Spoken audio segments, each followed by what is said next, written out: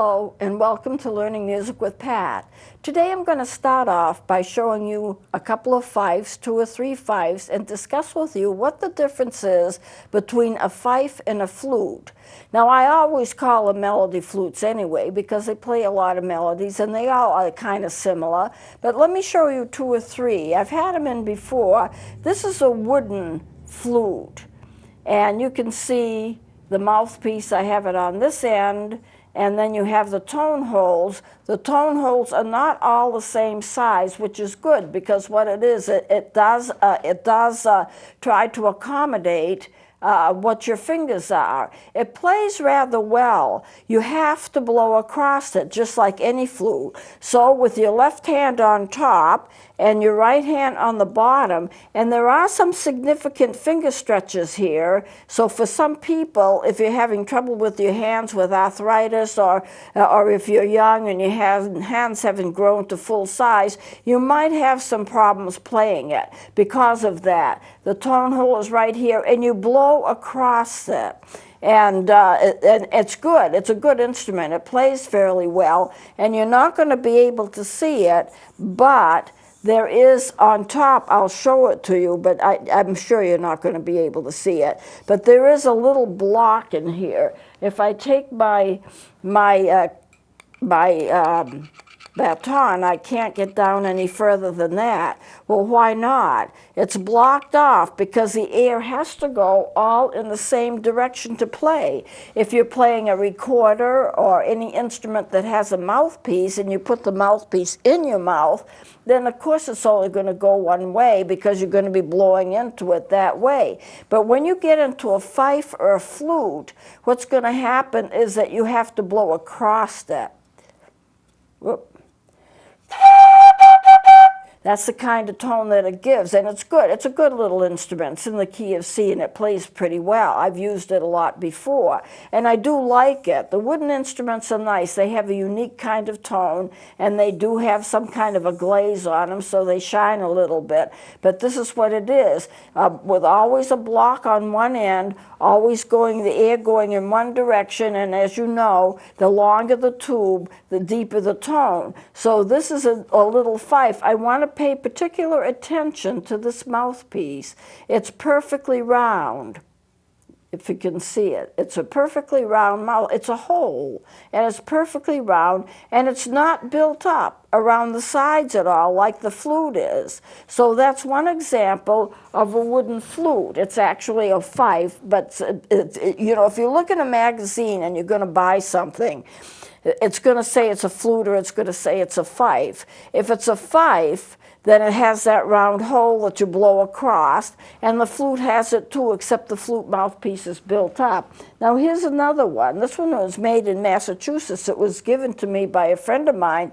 It's a fife, and it has no tone holes, by the way, in the back, in the other one or in this one, and it has that same little hole. It's a perfectly round hole, and you blow across it. And that's where you get your tones from. And here, your left hand on the bottom, your left hand on top, the right one on the bottom, and no tone hole, so you just place your thumb on the back, and you blow into it, and it plays. Now, I do want to mention, I had someone say to me the other day, flutes are easy, all you have to do is blow. But that's not the case. It is somewhat true of the fife, but there's a lot more to it than that. Then somebody else said, the flute is the hardest instrument I ever tried. I gave up on it. I never could make a tone. And I says, well, I can show you how to do it. Well, eventually I'll get it. But, you know, it may be a long time before you get it. But this is another one, another fife. Now, I have another fife to show you. And this one I've brought in quite a bit because it's designed to look like a flute. It has the hole. Whoops, make sure I get it in the right spot here so it can be seen. It has that little hole. Now this is silver, so it's going to be a little harder to see. It has the block in here, but it is built up a little bit around the mouthpiece, but that's just a design feature. to make it look somewhat like a flute. I don't know if we can pick that up or not. So you pick that up all right. Left hand on top, right hand on the bottom. One of the things these instruments have in common is that there's no tone hole in the back. So, and of course, the sassotos don't have them, and the penny whistles don't have them, so that's not unusual. I see if I put it like this so you get a reflection off from it, it's easier to see the hole for the mouthpiece. This is metal, and they all play well, and I've played them all. They all play pretty well. Now I want to show you this. This is the head joint of a flute, an actual flute. It's one of mine. This is a flute that was given to me by a friend of mine, a very nice lady who put the flute parts and the case in a bag and hung it on my door and said, by the way, do you want this? We found it.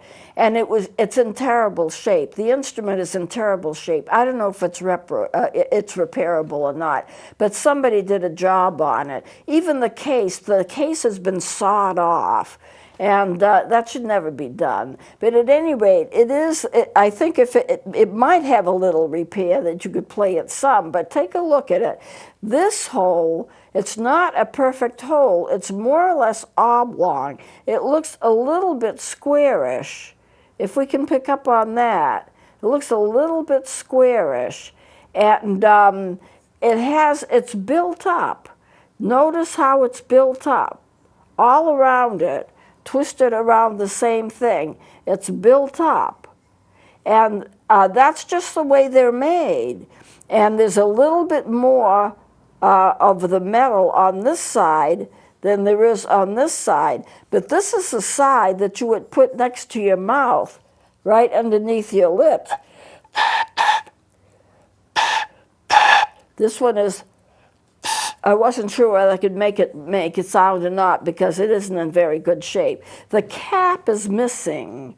Now there is a cap on flutes. I could have brought in some of my other flutes and shown you the cap, but it's just a little metal piece that you screw in. And that just is kind of a design feature. It makes it look okay. But there is, and I don't think you're going to be able to see it, you can see it, that's good. There is the real block in the inside, and it's got a screw on it. So it's a piece of metal that fits in there and has a screw on it.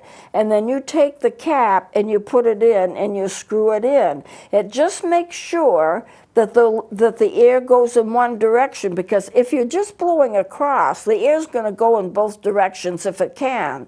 But if you block it, then it will only go in the direction that's available to it. And so you can play. If this instrument was in good shape, I could play it even without the cap, because the real block is in the inside with the screw, and you just screw the cap on. This acts as a block, and you could only get the air down one way. And I'm going to try it again. See, it worked that time. All you have to do is have the magic touch. But at any rate, I can make instruments play that don't play. I do it all the time.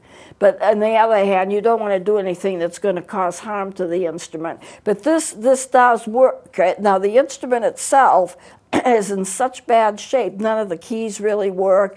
Things are bent and they're twisted, and it's just awful. And it's just obvious. It wasn't just put in an attic or a cellar. Somebody really mishandled it and really abused it. And then the case was sawed off about 3/4, so you can't even fit the instrument in it. And I think what they tried to do was to use the case for something else, and it didn't work, so they decided to adjust it to make it work, and they sawed it. The whole case is sawed through.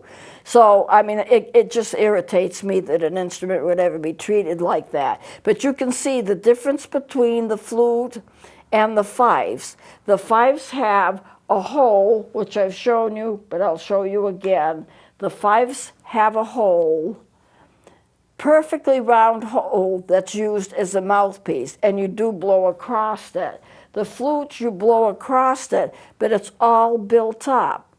So it accommodates your lips in a way that's better than just the fife does. So this is it. I wanted to bring this in and show it to you. There are differences. Melody flutes are melody flutes, but there are differences between them.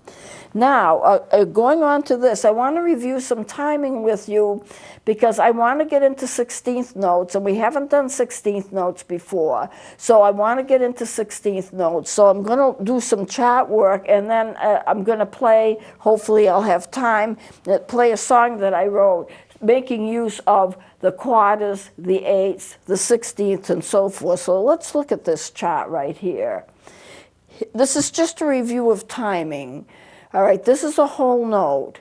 It will be 4 beats or 3 beats or whatever the time signature says it is. If it's in 2/4 time, then it's in 2 beats. If it's in 4/4 time, which is the usual, it'll be in 4 beats. Or if it's in 3/4, which is waltz tempo, it'll be in 3 beats. It's whatever the time signature says. This is what this whole note is.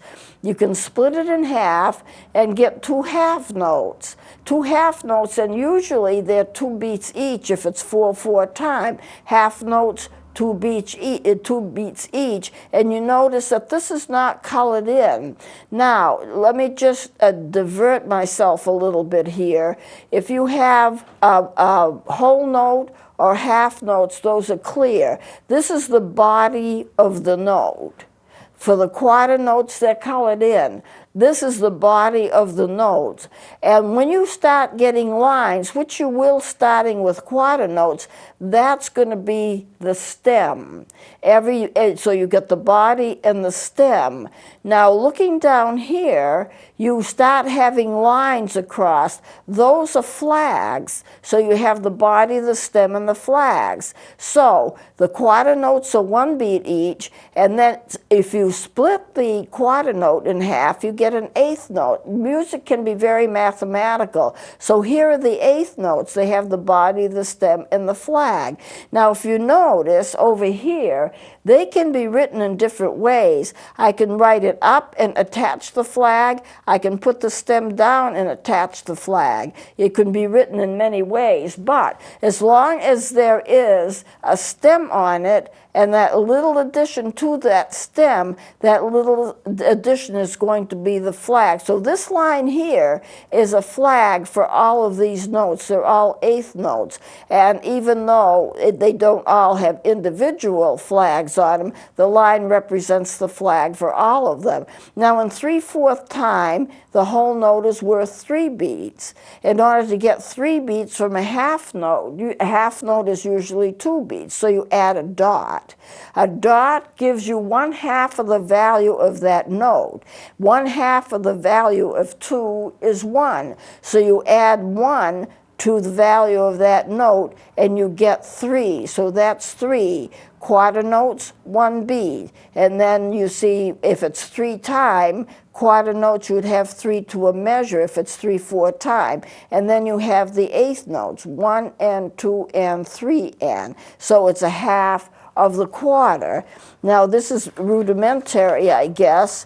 I think I'll skip this one here and go to the next one.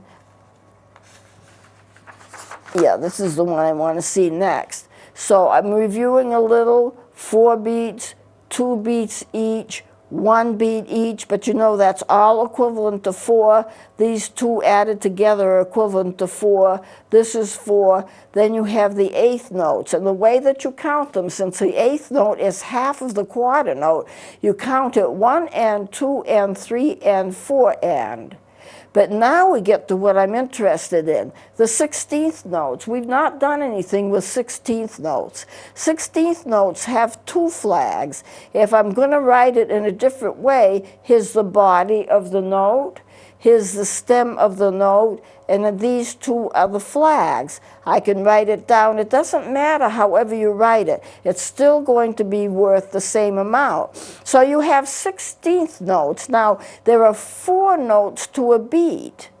Going back up, 2 notes to each of these, one note to each of these. These are split into eighths, so you really have a half a beat. You need two of them to make 1/4. 2/8 make a quarter. Now, if you're going to split the eighth, then you're going to get a 16th, and it ends up that you need 4/16 to one beat. So how do you count it? Well, if I'm counting the eighths, 1 and 2 and 3 and 4 and, there is a unique way that one of my music teachers, when I was about in the 4th grade, taught us how to count 16ths. He counted it like this: 1 a tizza, 2 a tizza, 3 a tizza, 4 a tizza. It's easy to remember, and it works. Now, I remember my parents, both being musicians, didn't think that was the best way to do it, but why not? It works fine. This is 1 beat, this is 2 beats, this is the 3rd beat, this is the 4th beat. And you notice 2 flags, those are the 16ths. Now, you can even get 36 notes, and you can get notes even faster than that. So let me turn the page here, and I've got more on it. Okay, whole note, let's say it's 4/4 time. 4 beats for that one note. No stem, no flag. It's just a whole circle, and there's no coloring in it. Half notes, 2 beats each, it'll equal 4. Quarter notes, and you notice I've drawn them in different ways. It doesn't matter whether the stem goes down or whether the stem goes up or whether the flags go down or up. It doesn't matter. It doesn't change the value of the note.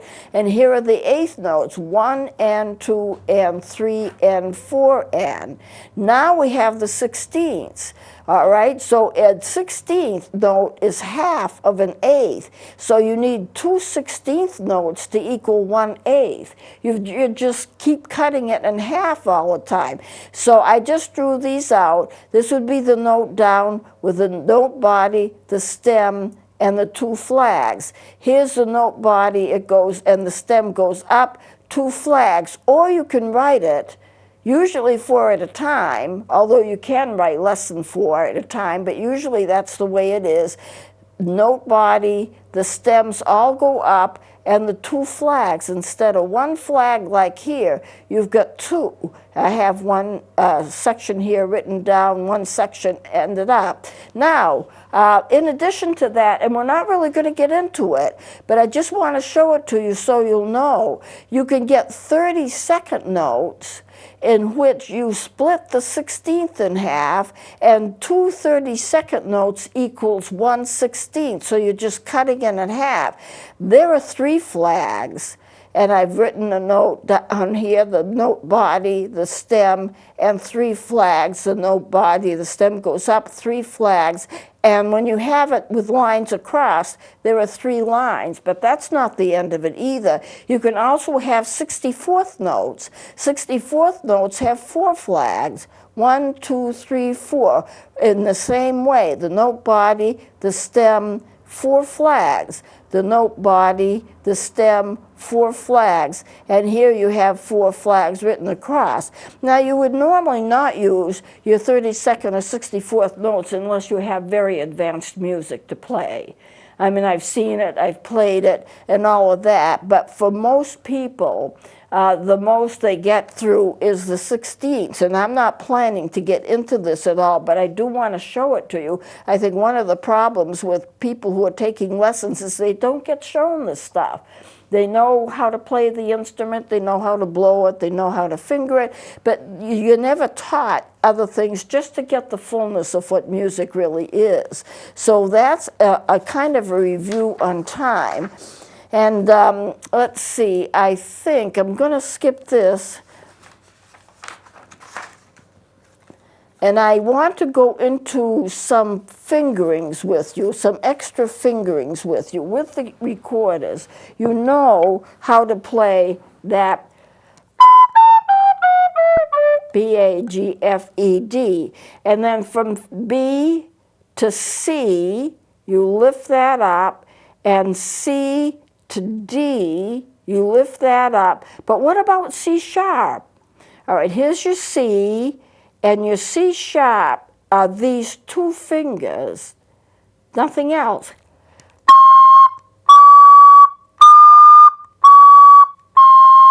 Now what I'm playing is C, D, I'm sorry, C, C sharp, D, C sharp, and C.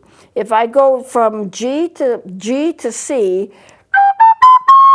all right, G, A, B, C. Now I want C sharp. I put the first two fingers down. I lift the thumb off from the thumb hole, and it's just this. So how do you balance it? Well, you'll notice I've got a finger down at the bottom. I've got my thumb down on the bottom.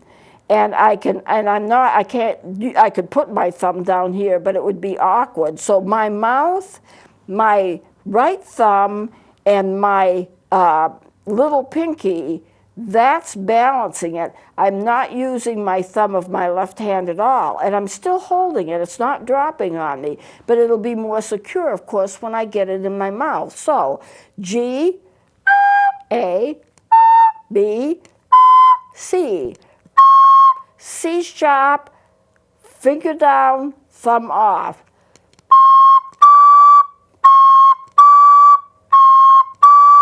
And then from C sharp to D, this one goes off, and the only finger you have down to play is the middle finger of the left hand.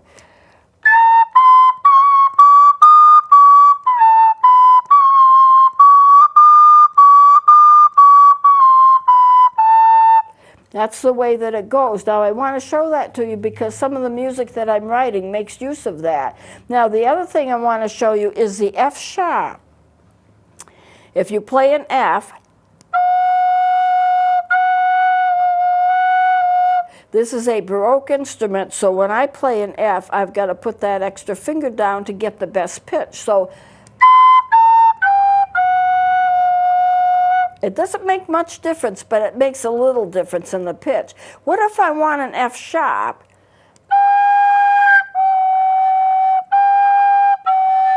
These last two fingers will go down. I'll play the G, which are these fingers, and then put these two fingers down, and this gives you your F sharp. Now, as you might guess, I have an easier way to do all of this because I do it sometimes different. I make up my own fingerings sometimes, and sometimes I actually use fingerings that other instruments use. They're called alternate fingerings, but I want to show you the right fingerings before I show you the alternates.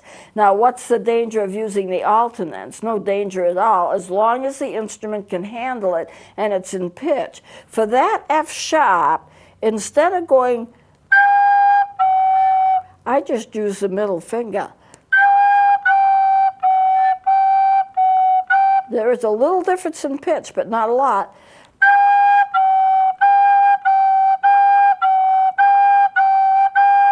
Not so that anyone would even notice. On the C sharp,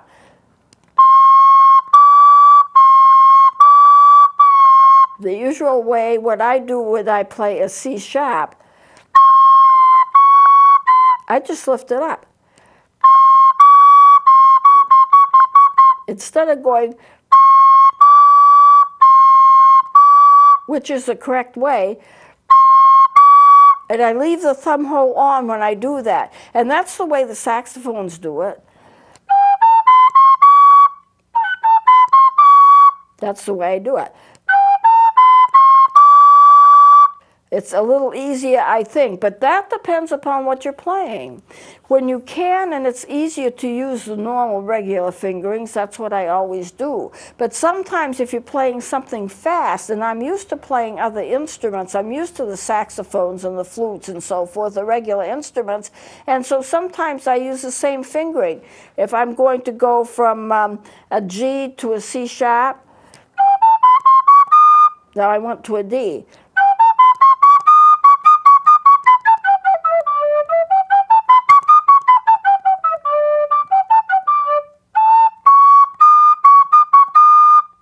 Now, my time is out, so I'm going to close it now. We'll continue with this next time. Please join me then.